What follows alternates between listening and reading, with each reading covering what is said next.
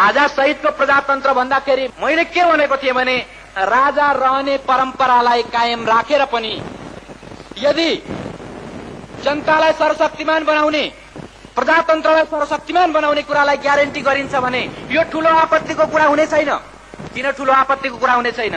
यसकारणले ठूलो आपत्तिको कुरा हुँदैन कि कुनै पनि मुलुकमा राष्ट्रपति चाहिन्छ, कुनै पनि मुलुकमा राष्ट्रपति चाहिन्छ र त्यो हामी अरू अनेकौं गणतान्त्रिक मुलुकहरूमा देखिरहेका छौं।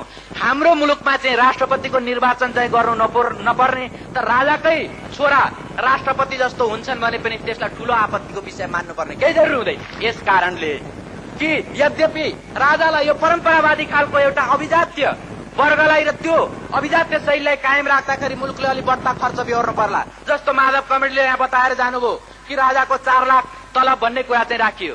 अहिले हाललाई राजाले 4 लाख तलब खाएर दरबारमा नारायण हिटीमा राज गरिरहन्, त्यही बसिरहन्, तर मुलुकको शासन प्रणालीले मुलुकको भाग्य निर्माण गर्ने काम जनताको हातमा दिइयोस्, हाम्रो हातमा दिइयोस्, नेपाली जनताको हातमा दिइयोस्। कुनै पनि बेलामा संघर्ष गर्ने भनेर सवाललाई अघि बढाइन्छ भने त्यसको बाधक तत्व को, शत्रु को भन्ने सवाल प्रमुख रूपले उपस्थित हुन्छ र त्यो प्रमुख शत्रु हटे पनि यदि आधारभूत कुराहरू परिवर्तित भएनन् भने, त्यो प्रमुख शत्रुलाई निमिटान्न पारे पनि यदि मुलुकको आधारभूत स्थितिमा परिवर्तित भएन भने जनता र राष्ट्रको जीवनमा खुशहाली आउन सक्दैन।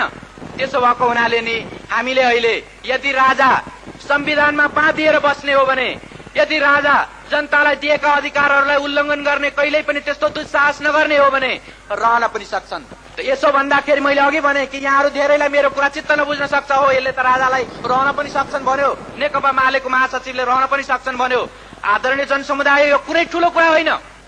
एकजना राजा रहने कुराले त्यत्रो ठूलो कुनै आपत्ति गर्दैन, तर सामन्तवाद, दलाल नोकरशाही, पुँजीवाद र साम्राज्यवादको शोषण रह्यो भने राजा नरहे पनि वास्तवमा हाम्रो स्थितिमा कुनै परिवर्तन आउँदैन।